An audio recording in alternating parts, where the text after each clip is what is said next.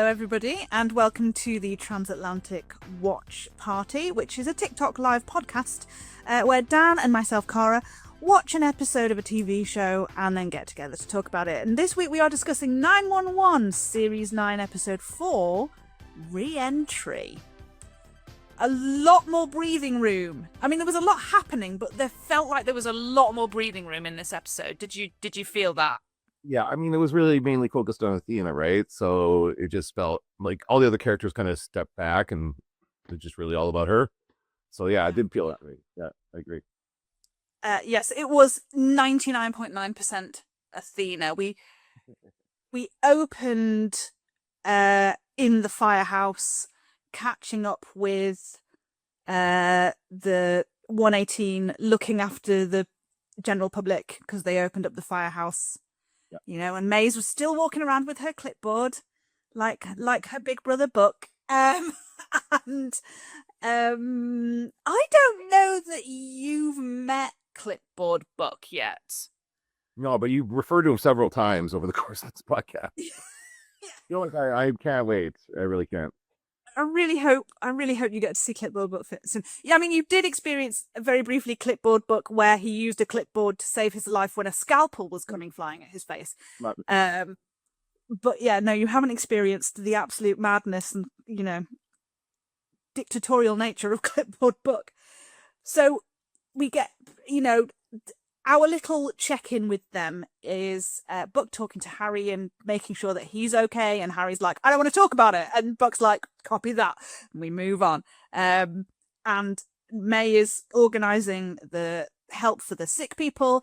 And Eddie is going to pop someone's shoulder back in. And it's all, you know, stuff's just happening. And then Karen and Maddie arrive back from dispatch. Karen is very excited to see her kids. Her kids are very excited to see her. It's very cute. And then Chimney and Maddie talk, and he asks, what's the latest? And she says they made it to the ISS. And I immediately went, you don't know that. Right. They have not heard from them. I mean, they could have just flown off into space and completely missed, and it would be the same, right? Yeah. They knew they'd seen it, but they lost communication. And we know they can't communicate with the ISS. And then she said that they were in the middle of a debris field, which again, I don't think they know. Could be. Yeah.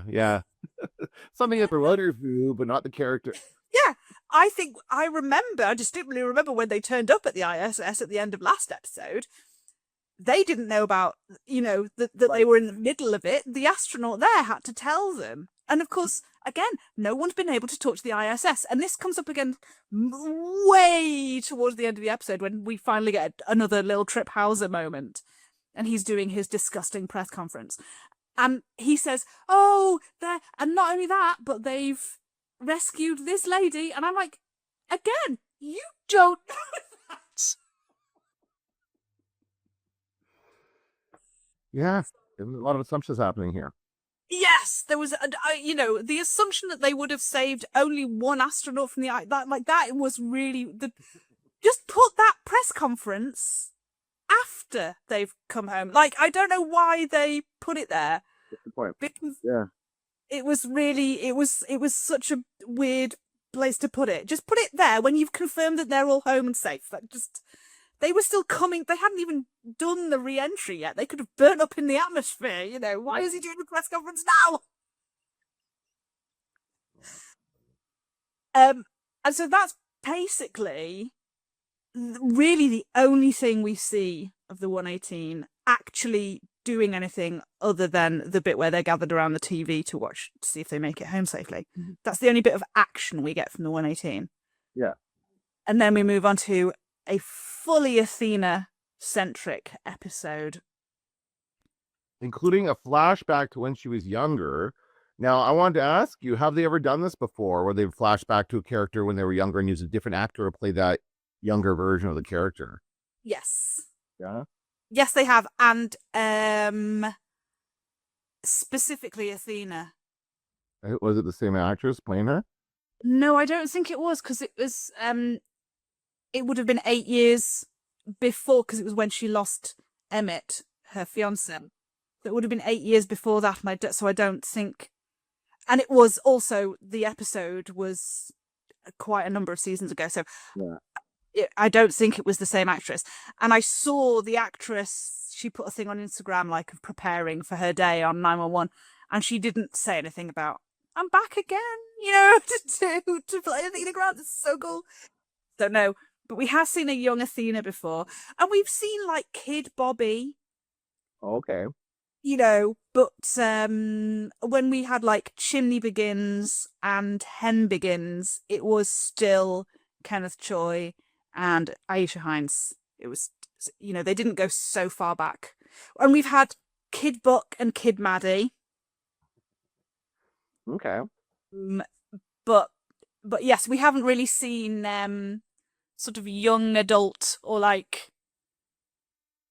Well, I just thought it was an interesting choice to spend that much of the episode on this. Like, it was like the A story, B story, whatever. It was like the A story was current Athena, B story was past Athena, and they just kind of went back and forth between those two things, right? And then there was also the C story of Athena in her own mind talking to herself. Both. I like that, actually. I really like that part where she would talk to herself. That was really good. Yeah, I cried during that bit. I thought that was so beautifully done. And because at the point where they're having that conversation, they are both in their timelines, nearly dying. Yeah. So they're both talking about the same thing, about the idea of letting go, because our Athena that we see now is dealing with the loss of Bobby, and past Athena is dealing with the loss of Emmett, still very much 8 years later. That's still very much a big part of her life. And they're both tempted to just go, well, yeah, maybe it'll be easier if I don't, And I always think it's funny. I was talking to my sister the other day, and I said, sometimes I when I'm talking to my dad about things that I know we agree on, the way he talks about it will make me take the opposite side, and I find myself like arguing against myself. And I think the idea of Athena having that conversation with Hen, where she's like, I don't need this, I could just go out there and die, and then someone else says to her, hey, I could die, and she's like, no. I thought that was a really nice idea. Mm-hmm. And I really like, getting back to the flashback, I liked the way this show kind of sets up these situations, that it even happens within the emergencies themselves, and these little minor scenes with the characters and the emergencies, of just really setting up the scene well, and like introducing these characters and establishing the chemistry between Athena and her partner at this time, who's, I can't remember his name, McCluskey? McCluskey. I don't know if that's right.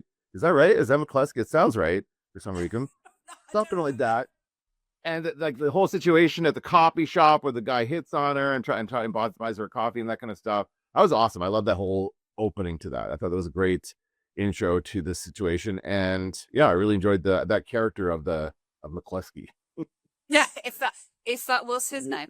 That is something that they are very good at. In the same way that they have this stupid 911 call every week, where they like say something that's absolutely not going to be helpful for the person on the other end of the phone, but it'll be like a pun, or they drop us into a situation very quickly, and whoever the guest actors are who come in, they are always very good at immediately taking us into and making us care about the outcome. Like the couple from last week, the lady who got her leg cut off, that they were so good. I was glad that we saw them a little bit again at the end here. Yeah, I'm glad we cut back to them to show how they're doing, right? They just check in with everybody at the end of all this. So yeah, it was really good. Yeah. So we did have them on the ISS. We had one of those, like, very ominous lines, help is not coming. And then I love Trisha. I will stand by that. She is my lady. But when they're like, someone has to go out and fix that thing, that big arm, and Lewis goes, I'll do it because I've been trained to spacewalk. And they go, well, you can't because we need you to do the thing that you said you were going to do with the escape pod. And Trisha just goes, well, who then? And I'm like, are you not going to think about volunteering? Whoop. She's not. That is not her character. That's okay, because we have Hannah and Athena willing to fight it out. Yeah. And that is something that I do get kind of bored with, is this like constant, we always get an argument about who's going to risk their life. Yeah. We get it on every emergency, and I'm always like, we don't have time for this. It's literally they're running out of air, right? Like or the debris, whatever that's going to happen. There's a time frame in like 45 minutes, almost the exact length of the episode. And they. Oh my god! Yes. And so they have a time limit that they have to figure out what to do. Now, I want to say something about the arm. What would they call it? The dexarm? Dexarm? Some kind of. They had a specific name for it. Yeah, something like that, but I did not pick up on that. Well, I did. I'll tell you why. Because I'm a big space nerd, and when I was a kid, there was something called the Canadarm. Have you ever heard of the Canadarm? No? Okay, well, this proves that it was only a big deal in Canada, because there was a robot arm for the space shuttle, basically. The old space shuttle in the 80s, when it went up, the thing would open up, and the arm would come out, and it said Canadarm, and it had a maple leaf on it and everything, and we were really proud of that robot. That must have been so exciting, and I don't even know, joking, but I'd have been so excited by that. I loved it. I was so excited about it. And so as I'm watching this arm thing happen, I'm like, what happened? Or do we not have the arm? I remember hearing at some point that they were there was a Canadarm 2. And I thought they put that on the International Space Station, but maybe I'm wrong. I didn't actually do any research into it before we went online here. But I just thought it was funny. As soon as I heard Dexter, I'm like, what happened to the Canadarm? I want to know, why are we not, who supplanted us in the space arm like race to take over this contract of like supplying the arm? Dexter, it's got to be something specific. It's got to be a real thing. Yeah, I would think that they would at least call it the right thing, unless it's product placement. You know what I mean? Well, that's I would say it could be that too, right? Like I'm sure whoever it is would mind to have it be in the show. Yeah, but I know they certainly wouldn't say Canadarm, even if it was the Canadarm 2 or whatever. They wouldn't say that in this show. I just that's the first thing that came to mind as soon as I saw that robotic arm. I'm like, hey, Canadarm, that was awesome. And then it's a proud moment of our Canadian history. And I am thrilled that you got that. I'm disappointed for you, in fact, that they did not, if it is a Canadarm, acknowledge it properly. And if it wasn't, I feel like at least we have got the word out to people now that the Canadarm is a thing, and it's very important to the Canadian people. All right. So yeah, so then we cut back to Athena doing her interview again, right. And she's taught the pre-space flight interview where I said she came off so badly in the last one. This was the stuff that was good. Like, why didn't they show this? Yeah. Talking about just, I don't feel like I'm a hero. I'm just a working mom who gets up and puts on a uniform. I could be a waitress. I could be, a mail deliverer, but I just happen to be a cop.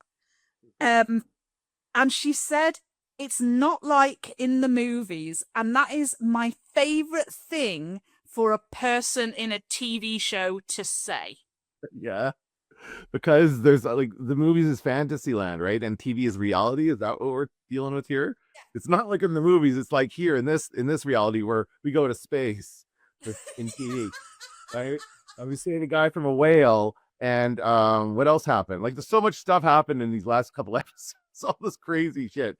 Every week something crazy happens on the show. Yeah, and last season we have the whole Hot Shots thing, right? Where TV, that was good. Yes. And so all we got week after, was them going, well, it's not like that. And me going, yeah, it's not like this either. Like, it gets fantastically meta. And I really love it when that happens. And then, yes, and that's when we first flash back to baby Athena. And I got very excited. And the first thing we see is her fiddling with her engagement ring. Right.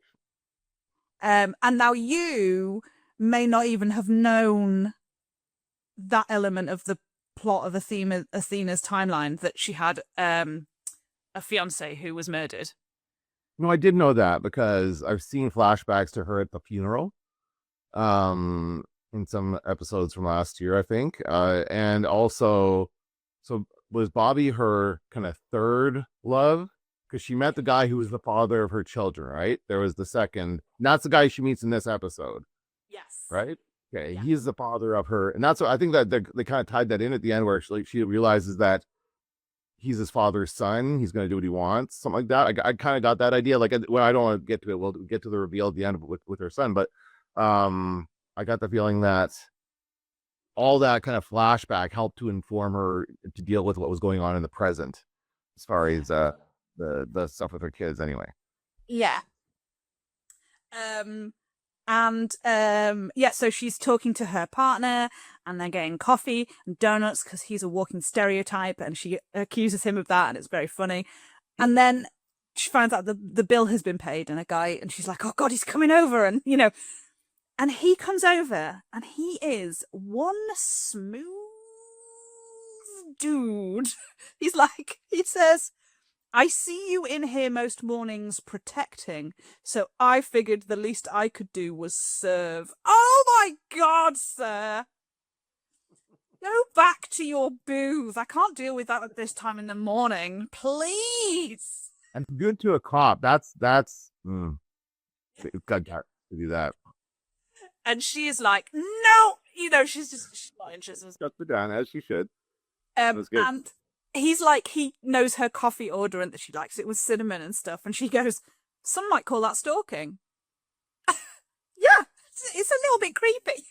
Yeah, it is. It is.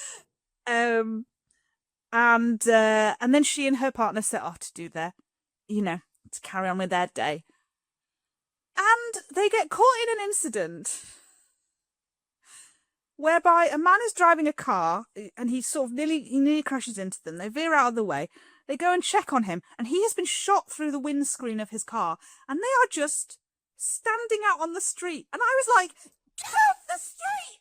Put down, duck. What do you? They're like, huh? Where do you think it came from? Do you think it's a drive-by? Do you think it was based at, like, all these things? I'm like, clearly it's a sniper. The first thing is it's got to be a sniper somewhere, right? And so they're way too casual about the whole situation. And for me, I was quite triggering for me because we had an episode in season 4 where Eddie got shot by a sniper in the street. Oh, wow. Like the building that suddenly I was back there and I was like, oh my God. And it's so stupid because even though Athena's fine because you're with Athena now. Right. Like he goes, oh no, he's been shot. And she immediately sort of quickly ducked somewhere. And I thought, brilliant, she's getting into cover. She didn't. She just walked round. I was like, oh, what's she doing? And then walked right into the street, kind of going, do you think it's from there? Do you think it's... Yeah. I was just waiting for the pop. It was not good. It was not good. And then they go and they find the security van and they figure out what's going on, that there's a bank robbery happening. And so Athena calls it in, like she's meant to. And they're sending backup. And her partner, who has just said to her in the car that it's better for everyone if you're with a partner who wants to go home at the end of the day. Like, they've got something to go home to. Like, you don't want to be with, like, a reckless person who doesn't care. And then he just, like, does the most reckless thing. He's like, let's go. And she goes, no, we have to wait for backup. And he goes, you're my backup. And I'm like, so you don't want to get home? That's the way it seemed, right? And especially the way he, like, walks. He, like, I don't even remember the situation, but I just got this vision of him running across. Those guys have machine guns. He's got his gun, his hand pistol, and he's going bang, bang, bang, bang, and running across. I think this is when he gets shot. And he's like, they've got machine guns now. What are you doing? Like, I don't understand what he's trying to do in that situation. You wait for backup. Always wait for backup in these situations. And Athena is like, I was like, okay, so he's going to watch them because they're still in the bank. But Athena very smartly they've left the keys in the van, but they haven't left a driver. So she takes the keys. So they can't go. Then they come out of the bank and they can't go anywhere. So why are you shouting at them? So anyway, what I also found quite funny was as they were coming out of the bank and heading towards the van, a car was coming down the street and kind of went, and pulled over. Take that car! Yeah. What are you doing? They all the guys with machine guns were like standing around the van going, what should we do? There's a car! And none of you know how to hotwire a vehicle. It turns out they've robbed 6 other banks. I don't know how they managed it. No, I know, right? That's at the end of it, we find out this is like a string of robberies, and Athena's I guess he implied that she was gonna get a promotion for it or something like that. I don't know how that works, but didn't he say something like that? Yeah, he implies that she's going to be made detective. Right. It's like, here I am taking the detective's test for the 3rd time, and you found a way to just get promoted. And I was like, you don't get promoted to detective, do you? You have to do the exam. I think you have to, so it's just like a application process like everybody else. Right? Also, I don't know. We know that she's not a detective. We know her now. She's not. So I didn't know what that was. And yes, and McCluskey, if that is his name, I really should have written it down. Gets himself shot in the least surprising way, and we cut back to Athena in her interview before the space trip, saying the real heroes are the ones who never made it home. And then we go back up to space where we find out that Lewis is kicking ass, and I love it. The astronaut dude, the football coach man, just knows what he's doing. Yeah. What a great guy! He's retained all this information, fantastically. And he's like trying to fix the escape pod, and he goes, we can get rid of a load of this stuff. We just need it to weigh less so that we can put our bodies in, so that the weight to heat ratio still works, or whatever it is. And he goes, we've got backup lighting and backup oxygen and backup life support, and we don't need any of that. And Trisha, my lady love, she goes, don't we always end up needing the backup? And I'm like, you make an excellent point there, Trish. Don't keep all the backup. Let's keep some backup. Yeah. And so what I loved was he's like, there's stuff in here we don't need. But then when we see his name Patrick and the young lad and Trisha, like later on we see them pulling bits out of this escape pod, and Lewis has left them to it, and they're going, is this important? And she's like, I hope not. And I'm like, I really feel like he should have left them some clear instructions. Yeah, I would have been there. Like pointing specifically at things and going, or like drawing an X on them and going, take this out and take that out, but leave this, we need it. They're just ripping everything out.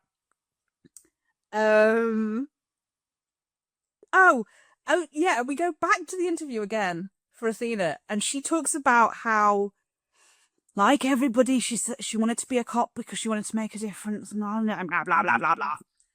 And she says, it's a dangerous job. You're not signing up for the danger. And I was like, I bet a lot of people are. Yeah, I'm sure that's an attraction for some people, for sure. Yeah. And I bet she's met a lot of them. I don't know. I get the feeling she's trying to portray, like, I don't know, that whole interview thing is weird to me, because again, she gives the answer. I think she's giving the answers they want to hear, it seems, in some ways. Like, I don't know. She is doing some top-notch propaganda. Yeah, that's it. Yeah, it's just like, we're just everyday people, right? We're just not, and it's not really. Yeah, it's like she was given talking points by her boss before she went on. Whereas they tried to give Hen talking points. They were like, okay, Hen, here's, you should talk about firefighting, and that it's not, being a hero isn't anything, and blah, blah, blah, blah, blah. And she just went on there going, my wife, my wife, my wife, my wife. Yeah. And we all went, yeah, Karen.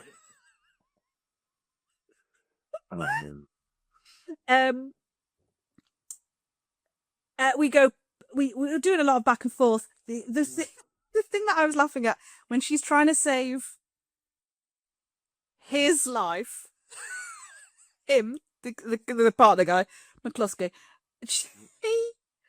she decides that she's going to drive him. She's got the keys to the van. She's going to drive him to the hospital, which is a relatively smart idea. But also, she knows they have armor-piercing rounds. Yeah. So they can shoot through that van anyway. Well, I mean, I don't know. I don't think anybody worries about that kind of stuff. They just get it in their head to do something, and they do it, and they trust that it. And I think that there's always some kind of type of chance involved with shooting as well. Nobody ever seems to hit anything they aim at anyway. So it's like random spraying, machine gun fire. If it pierces the armor, it'll miss them anyway, right? Yeah. So, yeah. Okay. And she does end up getting shot in the leg. Yeah. So she can't drive him anymore. So she crawls into the back of the van with all the bullet holes in it. You're not going to shoot that part again. Yeah. And they have a deep and meaningful conversation in which he tells her what he wants for his funeral. He's like, I want the works. I want the velvet-lined coffin. I want the 10-gun salute. I want the bagpipes. I want everything. And she's like, don't say it, don't talk about that now. And I'm like, no, let him. He seems to know what's going to happen here. Like, he seems to have a pretty good, like you said, he seemed to want it in the beginning, right? And then when he gets shot, he seems to know what's coming and just has accepted it. And she's like the one who's in denial about it. And I feel like we see that all the time. It's a big trope of like, don't tell me this. When someone's like going to confess their love, they go, you tell me this when you wake up. And I'm like, you tell your wife. You tell your wife when you get home. Yeah. That kind of thing, right? Because there's a chance they might not. And so maybe it is nice for them to be able to say, hey, can you just tell my wife that I love her? And you go, yeah, all right then. If you don't make it, if you do, you can tell her yourself. But at least they've managed to say their bit. I would hate it if my final words were like, no, listen to me. I'm begging you. And then you die. Yeah. There's no, I mean, what was she going to say? I have no idea now. We have no idea what words of it. And they go, oh, did my husband have a message for me when he died? Maybe. I don't know. I talked over him. I was too busy shouting at him, so I didn't listen. I was quite pleased that he was like, no, shut up. I will tell you my thing. Yeah, so I think, we did get, I forgot about it. Is he Patrick? I've written it in another week. That he is, him and Trisha are getting closer. Yeah. I thought that was implied at the end. Parker, that's his name, Parker. Oh, okay. Yeah. The young kid who's on the spaceship with them. Yeah, and so Trisha says like to him, oh, when we get back to Earth, I'm definitely breaking up with Trip. Because and she says, I used to think he was good with numbers and bad with people. Turns out he's just bad. And I was like, good, I'm glad that you had to go to space and go through all this traumatic stuff, but I'm glad you've realised. Yeah. He's a tech bro billionaire. I don't know how unfortunately so is Parker, but, but she's like, he doesn't know anything about me. Gives me stock in his company, foreshadowing. Every Valentine's Day, and he doesn't even know my star sign. And then Parker's like, you're a Gemini. And he says, you mentioned it a few times during training. So they did have training, but also the bar is in hell. Like, I know that Trip hasn't done much for her, but she's like instantly like, oh, this guy listens to me. Like, yeah, that's the bare minimum. That's right, but she's so stern that she hasn't had it in so long. She's just like, yeah, stay. But yeah, I thought they were nicely subtle about it. They weren't like overly like she's with this guy now, but they implied there could be a future between them. And I thought that's interesting, given that you at the beginning of this were complimenting Trip Hauser for having an age appropriate wife, Yeah. No, he would be with somebody who's what younger than he is, right? But anyway. I did go, oh, that's a bit, oh. Is it okay the other way? I don't know. I'm not a big fan of it either way, to be honest. Nah, fair enough. Me neither. Um, and we get that conversation between Athena and Hen. We get the arguing about who's going to go, but Athena's already in the suit, so she makes a very good point. We don't have time now. Sneaky Athena. And then she says the most awful thing. She says, there's nothing left for me on Earth. And I know she says that Harry and May are grown. Harry hasn't even graduated high school yet, right? And no, she's dropped out, by the way. Hen's kids are younger and whatever, but Jesus Christ, there's nothing left. You are lucky your kids cannot hear you. Yeah. Because it made me think of back when Eddie was leaving, and we had that whole stupid thing where Book kept like ruining his chances of renting out his house. And then he left and he was coming back to get his phone because he had left his phone in the kitchen, and he heard Eddie say, like, everything important to me is in Texas. Book, you saw it, like, his heart just like imploded. It was so awful. Mm-hmm. And they're not even together yet. Mm-hmm. But her kids, oh my God, if they heard that, they would be so devastated. But I think that's the point of it, though. The people say that stuff when they're grieving. That's kind of stuff they think, right? When you're grieving and you're deep in the grief and you really have nothing else, you feel like you have nothing to live for. That's you're just speaking your feelings at that time. And I do like the fact that she does acknowledge that it's wrong, because she does say, I'm not doing this because I'm altruistic. I'm doing it because I'm selfish. And I was really pleased that she had that line in there, because we'd had that conversation with Hen in the first episode, where we'd sort of found out that she just really hasn't been there for her kids. And Hen's like, oh, you can grieve for as long as you like. And I was like, yeah, but she still has kids. Yeah. It's tough, but you still have to deal with the fact that you have kids who rely on you and need you emotionally, and they're going through stuff as well. You know. So I was glad that she did acknowledge that. And then I just wrote in all caps, spacewalk. And normally whenever I see a spacewalk, I am absolutely terrified. This one, I was like, oh my God, that looks really fun. I don't know why it was that I thought that about this particular one. There was a dead man floating there. Nothing about it was fun. But this was the first one where I kind of felt like even if I'd had no training, it would be quite cool to just like get out of a space when you're safely attached to something and like pull yourself. That would be cool. Yeah. I think now I wanted to ask you, did they do anything special around the filming of these episodes in space? Like the kinds of things they do in Hollywood, sometimes they do the thing on the plane where they go down and they make you weightless for a bit. You know if they did anything like that? The only behind the scenes stuff I've seen is them on strings, them like in harnesses and stuff. Okay. So I don't know if they did any of the anti-gravity plane dropping stuff, which is so cool. And have you ever? And expensive though. I would imagine that's pretty pricey, right? So if they're able to like have them, because the reason I said that is because during that spacewalk scene, and she's like floating there, I'm like, oh, she's on a harness for sure. I could just tell by the way she's moving.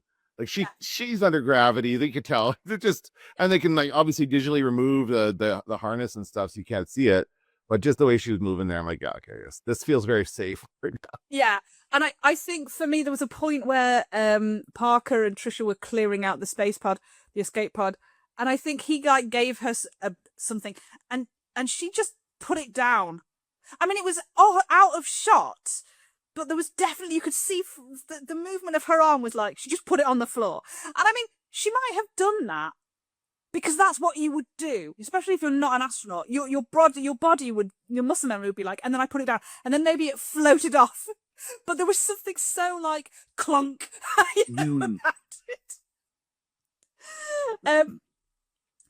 So we get the spacewalk, and we get the moment where It looks like it's going okay, but then there's like one piece of debris heading towards her, and she falls backwards somehow in space, and something air is shooting out of her. Something goes wrong with her backpack, and then she's got the oxygen, but it's not getting to her correctly, and her compressor is broken, right? yeah. You would know more about that than me. Somehow that's worse. I don't know. I mean, I'm like, so what are they trying to like? She's losing oxygen regardless. It's the same thing. Like, why she could be losing? I guess they want her to have enough to get back, right? If she's losing oxygen, then she would have had enough. But that seemed like a weird choice to make. Oh, it's your compressor. Like, what's she supposed to do about that? There's nothing she can do about it. They keep yelling at her. Come back. Yeah, and also I did write down. It was later, but like, Hen, stop screaming at her. I hear you. Like, look, I mean, she can't. Yeah, but if I were out there and my tether had got caught and I was struggling to breathe, and therefore my brain function wasn't, what it normally is, having someone scream at me would not be. And I thought it was really like seeing the difference between Hen and the astronaut. Astronaut was just like, come back in. And Hen's like, Athena! And I'm like, yeah, I get that's a good sort of way to show someone here has had training. But I think that the astronaut should have maybe clapped her hand over Hen's mouth and been like, okay, you're not helping. Calm down. It's okay, and so that's when we get like the whole Athena, she unplugs her, she untethers herself, she does her job, she sort of floats off into space. And then we cut back to baby Athena, and we get the Platoon music. Is that what it is? That I didn't recognize it. Is it from Platoon? Very famous piece of music, and they've done it. It's normally for strings, and that was a choir singing it. Mm. And I think it's Platoon. It's definitely a war movie. I haven't seen Platoon, but that's the one that's in my mind. And I was like, oh no! And we get the whole scene. She gets shot. We get the whole scene in the van. And he tells her that you have to move on, and then we cut to the brilliant conversation, and I think that's when I went, oh, this is why they put them in a white room for the interviews. Yeah, because it looked so stark, and I was like, why are they doing the interviews in this white room? It just looks. But then you get that time splitting moment in the like this white room contrasted with the darkness of the van and the epic black emptiness of space, and you get this stark white room for them to talk to each other in this liminal timeless space. I was like, okay, I get that now. It's very good. And I thought that scene was absolutely heartbreaking, absolutely brilliant. Yeah, it was very, very well done. And Athena says, pain is the price we pay for joy. And I thought, yeah, it's like, what did they say in One Division? Like, grief is love continuing, or whatever it was that they said. It was a really big thing when it happened. And I thought, yeah, yes, pain is the price. But then she carried on, which I was really pleased, because she says it's a fair trade. Right. It's a good deal. Like, so not just some platitude of like, yeah, pain is the price that we pay for joy. It's good. It's only fair. Like, if we just had joy and joy and joy and joy, we wouldn't know it. And so I liked that whole framing of it. And then we got letting go is not how you get to the next one, as in the next star or the next moment of joy. You get it by reaching out. And I thought the whole idea of letting go by holding on was such a nice thing, especially considering she's got kids to go home to. Hold on to your kids, Athena. Yeah. Well, I mean, but this is like the younger version of herself talking to her, right? So the younger version of herself didn't have the kids yet. So it's like, it's almost as though she faced this choice twice in her life, maybe more than twice. I don't know how often she's come close to death, probably several times, I imagine. Certainly several times in the series, she's come close to death, right? In this TV show. But anyway, but it was really good to have her realize that in that moment where she could have just drifted off, she could have just let herself drift off into space and be done and given up. She didn't. She made the choice to try and grab onto the arm, try and get back, and to keep on living. She had to make that choice. Yeah. Yeah, it was very, very moving. Yeah, and as Hen said to her, he's not out there.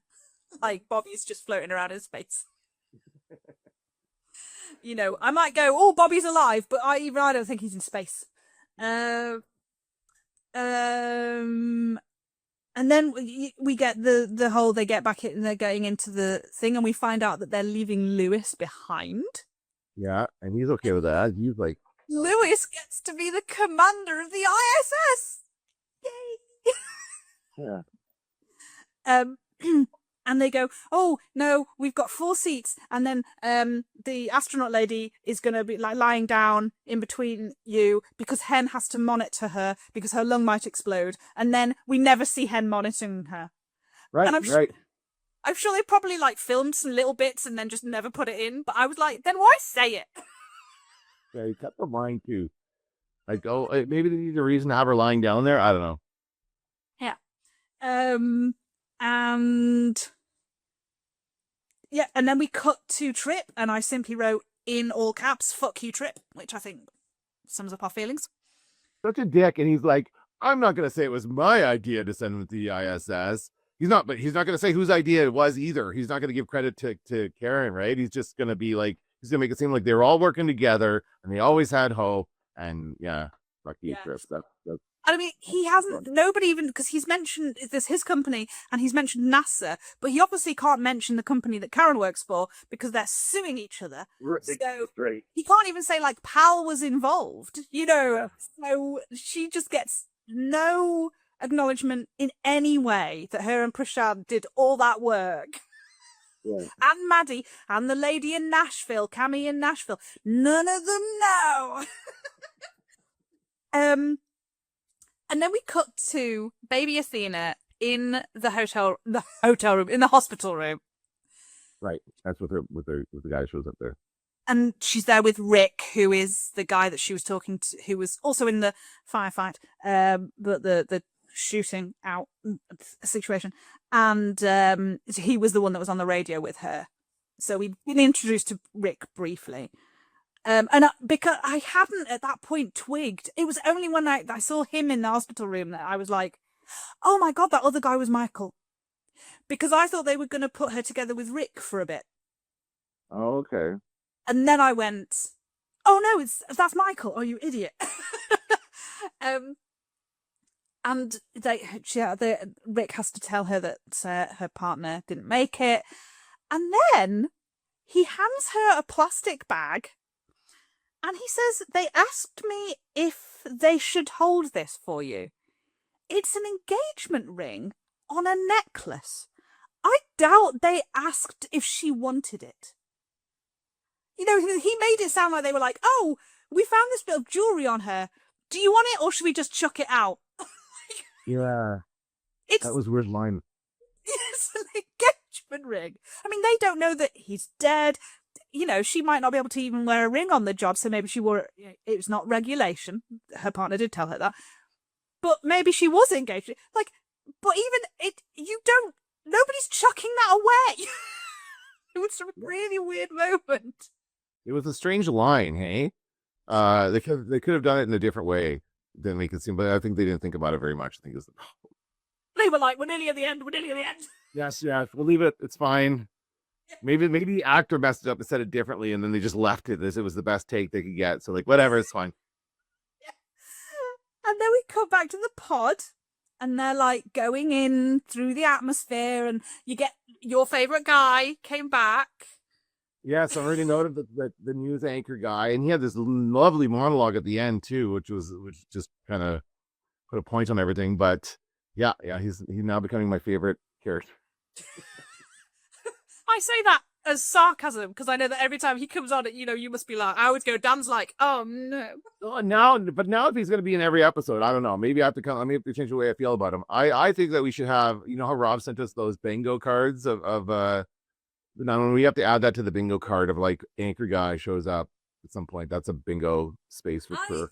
I wonder if we won't see him again for another year. Like we'll see him in the next year, because I don't think we saw him post Beanado. Okay, he's just got a contract for the first few episodes and that's it, and then he's off. Yeah. Okay, well. And then so they're coming back down in the pod, and we see all the 118 watching them in the Bobby Nash Memorial Firehouse. And they're coming back in. I was a bit confused, and it's probably a technical thing. It looked like 3 parachutes came out, but then when we saw it coming, there's only 1. So I don't know whether they do release 3 and then 2 unconnect when it's slowed down enough. But I was a little bit confused by that. But I'm not going to call it like a continuity error, because I don't know. Might be how things work. No, I can't remember. Did it land on the ground or on the ocean? They landed on the ground. Okay. And they were going, because Burke was like, they made it! And Karen's like, not yet! Yeah. Because they've still got to, and the guy on the news anchor is like, oh, they're going to hit, it's going to be with all the force of a head-on collision. And I'm like, it is a head-on collision. and then it slams into the earth. Flames come up, and everyone in the firehouse goes like, yay! And I was like, we don't know. Get in the truck and get on scene. What are you doing? Yeah. I need to see them get out of that little door, like you do in Apollo 13. You have to wait to see them get out, and we never got that shot. Yeah. So yeah. And I've written down Lewis. Oh, Lewis doing his football coaching from the ISS. That's nice. That was a nice moment for Lewis. So brilliant. And the reveal that Trisha had used her 1% to oust Trip from the company. Yeah. And she did dump him, and she is together with Parker. That was fun. He just kind of like puts his arm like, come on, babe, let's go. Let's move. That's it. They don't even really touch. He's just like, okay, she's with this guy now. Yeah. Yep. She gives him the ring back. She gives Trip the ring back. And she's like, might need to pawn it. And then Trip's like, huh? And then the cop or whoever's like pushing him, come on, let's go. And he's like, what? Like, he's just kind of flabbergasted by the whole thing. Yeah. This is worse for him than when he was eaten by a whale. And then we go finally to the final scene, which is Athena with her children, who she was going to abandon in space. And Harry makes them lattes that they are very impressed by in humongous mugs. I agree. I was like, those are the biggest. Like, I know in Friends they used to drink out of these giant mugs, and I thought that was just a Friends thing. I didn't realize like that's a common way of serving a latte in these huge mugs. I thought it was going to go the other way. I thought they were going to end up being awful. I thought they were going to be, and we should not do this, right? And then that was going to lead into what he announces, right? Yeah. Because we saw him like going, oh my, and the milk was frothing, and we didn't know how it was going. I assumed that they were both going to go, but no, it turns out he can make a mean latte. And yeah, we got the final reveal. Oh no, because I've cut out the bit where we did get the confirmation that the guy from the diner was her husband. Oh yes. Yeah, she pulls him over for parking too long or something stupid like that. And we use him as a server. Excuse. Yeah. She gives him a ticket for being parked too long. And again, he's like, I would ask how fast I was going, but I hadn't started my car yet, And then she's like, blah, blah, blah, blah, blah, Mr. Grant. And I was like, yeah, okay, confirmation that is Michael. And they are flirting and they are having a lovely time. And I'm like, oh, sweetie, he's gay. Like, I know he doesn't know. And like, yeah. I know that, but oh, he's gonna break your heart, my love. Yeah. But yeah, we get the final reveal that Harry is indeed going to go to the Fire Academy. Yeah, you called it. That's what I think you probably said that last week, didn't you? Well, yeah, we've thought that since he got brought on as a main. We were like, and yeah, just having him along, he was along with the call, going to respond to everybody and helping out that guy whose wife was Cal. I think I know his name. His name was Cal. And she was Laurie. Oh my god, I do remember that. And yes, so we did all think, I say we, the fandom, we did all think over the summer once it was announced that he was going to be a regular. We were like, seems like Proby Harry. And then he dropped out of school and we were like, oh, Proby Harry! And yeah, and the only thing that made us think that maybe that wasn't where we were going was because of how good May was. And we thought, well, they can't have May be a paramedic and Harry be. And maybe the twist, because we were all expecting Harry to be a Proby, maybe the twist is they'll actually take May on, to become a paramedic. But no, confirmed. Harry is going to the Fire Academy. I'm sure Athena is thrilled. She certainly seemed it. Well, and the thing is, like, May might still find something out of it. She seemed to be in her element. She really did. And I think they made a point of, like, showing how well she was doing. Yeah. And so maybe she'll be a doctor. Maybe she'll, working in the hospital setting or something like that. Maybe medical. Like, it's not, she might not be a paramedic at the 118. Like, they all need to work there. Right? Karen works somewhere else. Like, they have, some people do have other jobs. But she could still be in that field, right? Yeah. And that would be a nice storyline of May going through medical school in the next season. That would be, she could pop in every couple episodes with some problems about that. Yeah. I mean, we've had a medical school storyline because there was briefly a point where Hen was going to become a doctor. Oh, okay. And she saw, because she did something like unbelievably stupid on a call. Do you know, have you ever seen any of Grey's Anatomy? No. There's an episode in that in which Meredith puts her hand in a guy's body to,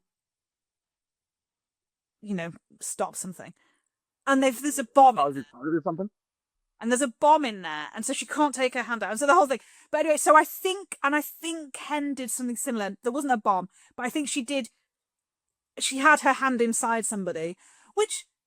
Yeah, sometimes that's what they have to do. They have to pinch a vein, an artery or something. Yeah, sometimes you have to put your hand inside people. I thought that's just how it worked. I've watched too many medical dramas.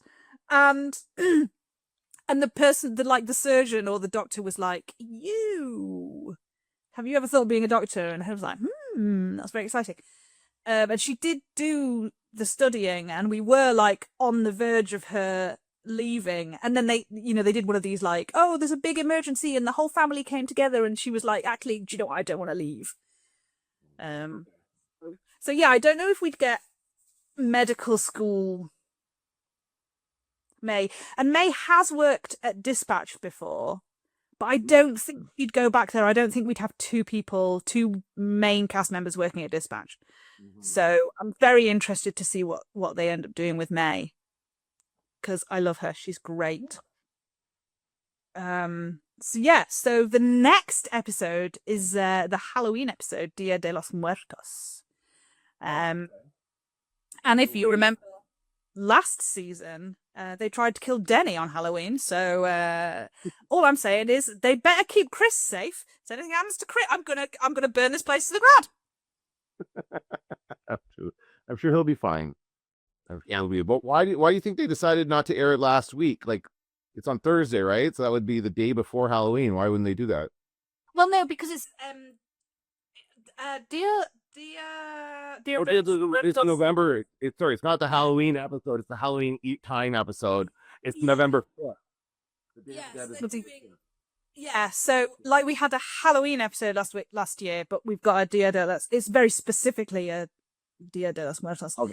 So hopefully it will be Eddie centric, because I think Eddie got a whole one line in the last episode. With that, because he gave Chimney a look like, why wouldn't you do it? Like, you sure you want me to? Like, that was a weird interaction they had, right, at the beginning of the episode. It was, and I was because I was like, well, Chimney's just seen his wife. Yeah. So he's like, no, you do it because I want to go and see my wife. And that made sense for Chimney. But yeah, the look that Eddie gave him was because they'd had who was going to cut the leg off in the episode before. And Chim was like, I'm going to do this because if someone's going to get in trouble for something, it should be me. Mm-hmm. And someone said something very interesting on I think it was on Tumblr, that Chim is still desperately looking to be blamed for something because he thinks he should be blamed for Bobby's death, and no one blames him for that. And in fact, he said he didn't blame himself for that. He blames Bobby. But I was like, that's such an interesting idea that in the first episode, he bought all the alcohol for the kids. And he was like, this is going to get me fired. And then in episode 3, he's like, I will cut her leg off. I've been waiting for this interim captain nonsense to come to an end. So I will cut her leg off and then they will fire me. He's like, he's trying to push a situation for someone to blame him for something, for him to get into trouble for something. Mm-hmm. And so I just wonder whether Eddie was like, oh, because we noticed last week that everyone was calling him Cap. It was like him stepping up to that, like really, even though he thought it was the thing that was going to lose him the job, it seemed like it was the thing that was really pushing him into the captaincy. Yeah. And I wonder whether Eddie, when Chim was like, Eddie's going to pop your shoulder back in, and he was like, do you not want to do it? And he went, no, you can handle it. I wonder whether that look was, oh, he's settled. Yeah, maybe. You know, he's happy to delegate and like, this is what Captain Chim will be. Yeah. Maybe he thought that Chimney was kind of micromanaging before on the scene and was like, oh, now he trusts me to do a shoulder pop. Whatever. Yeah. Because it was a very pointed look, a very pointed camera close-up of him. And I was thinking at the time, like, I'm not quite sure what that means. Yeah. I'm sure it'll play out in some future episode. I'm sure they'll never mention it again. Oh, okay. Yeah, I'm trying to give him the benefit of the doubt here, and you're like, no, they get something. Yeah, I love that you come to this show with benefit of the doubt in mind, and I come in with 8 years of experience of like, nope, that's it. I'll learn this. I love this show. I expect absolutely nothing from it. Yeah. So next week should hopefully. We also, I think, next week get Buck's new house that he thinks is haunted. Ooh, okay. Well, that's fun. I'm looking forward to like kind of a Halloween themed episode because I have obviously just finished watching all my movies, my horror movies. But I'm still kind of feeling like I'm in the mood. I didn't do anything on Halloween this year. I didn't have any kids. I was just stayed in and watched movies. So I'm still kind of feeling in a bit of a Halloween mood. So I'm looking forward to that. Yeah, I think it should be a good one. I think it should be fun. So yeah, obviously you have been watching scary movies. Have you got something lined up for like what you're going to do for November now that we're in it, or? I'm not going to do an everyday thing. I don't know. I'll figure something out. I'm going to take a bit of a break. I still have a couple more horror movie videos to make because I've watched all the movies, but I haven't finished making all my videos. And one of them was actually I wanted to talk to you about it because I know you're a Stephen Sondheim fan. I watched Sweeney Todd with Johnny Depp and Helena Bonham Carter. Yeah, and it's weird. It's a strange story. What do you think of Sweeney Todd? What's your opinion on it? Movie? Yeah. Show? Oh my god! Right, eh? Okay. The stage show of Sweeney Todd is so good. It's so funny. It's so heartbreaking. It's so brilliant. The thing with the film is, like, Johnny can sing. It's fine, but it's like I hate when they do musicals without musical theatre people because it is a skill to be able to act through song. Helena Bonham Carter is an immaculate actress. She's so brilliant. And then the minute she starts singing, she stops acting.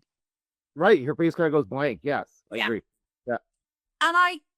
And again, they didn't do the singing live, so you know she's just singing along to a track that she's already recorded. I also wonder how that works. Like, do they record all the songs first before they're into the nitty gritty of the characters on set? And then you get to singing that song and you're like, oh, I would have done that differently. I always wonder how that works. And so, and she can't, they don't act through song. There's a real vocal knowledge that musical theatre performers have of how to, sometimes it's not pretty singing. Sometimes, like they can take a song and put the emotion into it. And I just always go, they could have just had singers.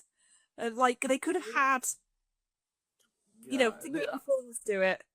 I liked it. Like I liked the songs. I thought they were fine. Like the acting was good. The story is interesting, but I felt like there was stuff missing. It felt like they cut stuff that would have helped clarify the story. Yes. So that was like, I'm sure there's I think when they like keep cutting these guys over and over, and there's a montage of him. Once they have the get up his chair, which empties guys into the cellar. Them to put into the meat pie. That's how it happens in the show. I know. Oh yeah, they just kind of go boom, boom, boom, like really, really quick. They don't. They have like a song happening, and it's quite a pretty song. Okay, yeah. It's just like cutting these throats.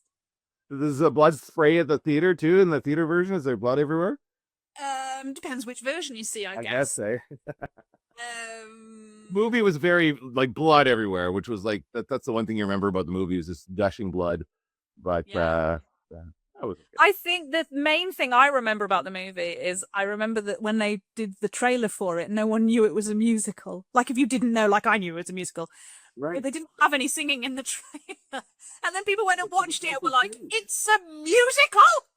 That they pulled a Joker too. That's what they did with Joker too, right? Nobody knew it was a musical going in. They didn't give any hint to it before. Yeah. That crazy. And so I remember people being like, people were walking out of it as far, like they didn't in the screening I was in when I went to see it. But I literally couldn't tell you anything about the musical really. The only thing I remember really is Down by the Sea, the Mrs. Lovett's song, because I was like, it could have been so much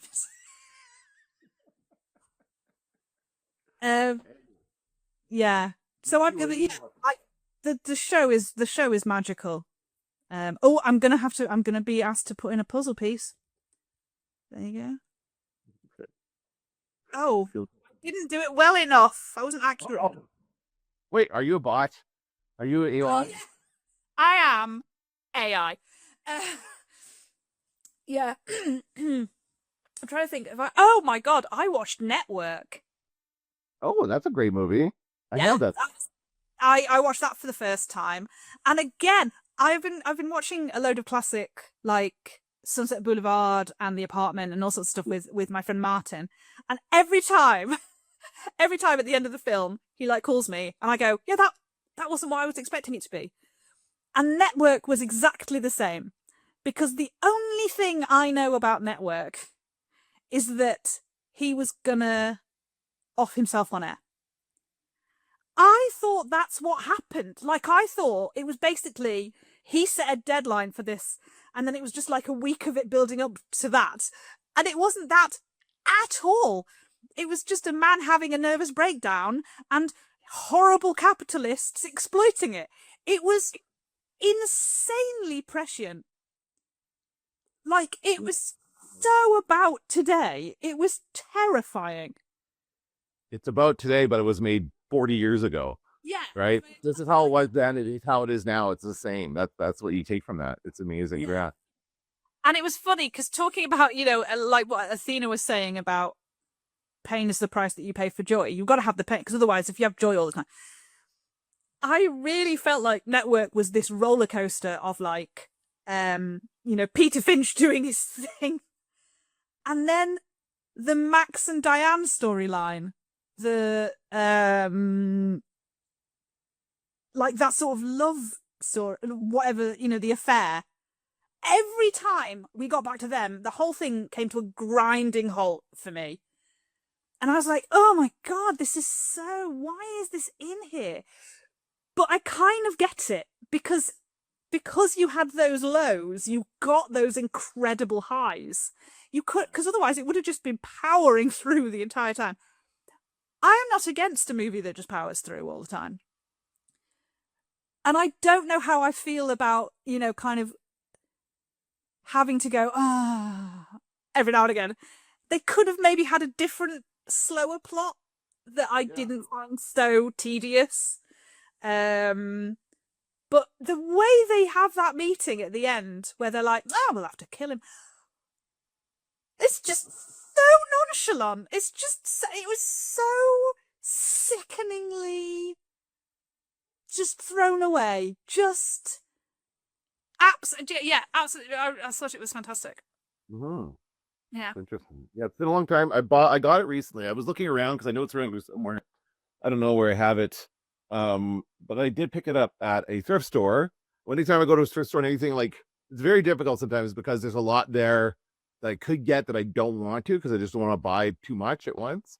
But that one, I'm mad as hell. I'm not gonna take this anymore. Like, that line is iconic. The whole scene and that whole thing. Like, I found that era. I think it was 72. I want to say. I don't know a year. It was early 76. Okay. Oh.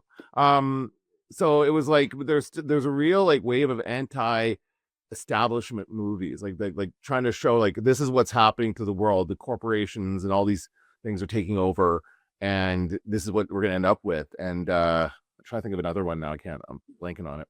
The Running Man. The Running Man's coming out shortly, and it's also that kind of a thing where they're basing it more on the book than the previous version, the Arnold Schwarzenegger one. So it's also very anti-establishment and anti-corporation.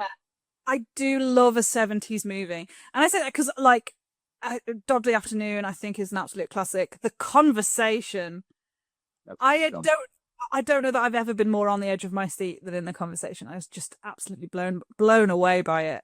No, it was fantastic. I think the 70s just had some real bangers. Great film. And then just gritty. I like a gritty movie, and the 70s really knew what they were doing with grit. That was the film quality. Yes, that's got a lot to do with it. Everything was a lot dirtier back then. They're like, do you want to watch this in ultra HD? And I'm like, no, I want to watch it on 70s. I want there to be grains on the screen. Yeah. So that was good. All right. Well, I hope you either have a nice break or find something else very exciting to watch. Well, I will. I'll find something, I'm sure. I'm just going to take a couple days off here. And for me, this week is all about the final of the Great British Bake Off. Oh, well, enjoy that. I will. If you watched it. No, but... Also, I'll tell you this much. If Jasmine doesn't win, something's gone horribly wrong. Oh, well, I can't wait to hear all about it. I'm sure you'll tell me next week. All right, and I will talk to you next week about Dia de los Muertos. Bye. Adios.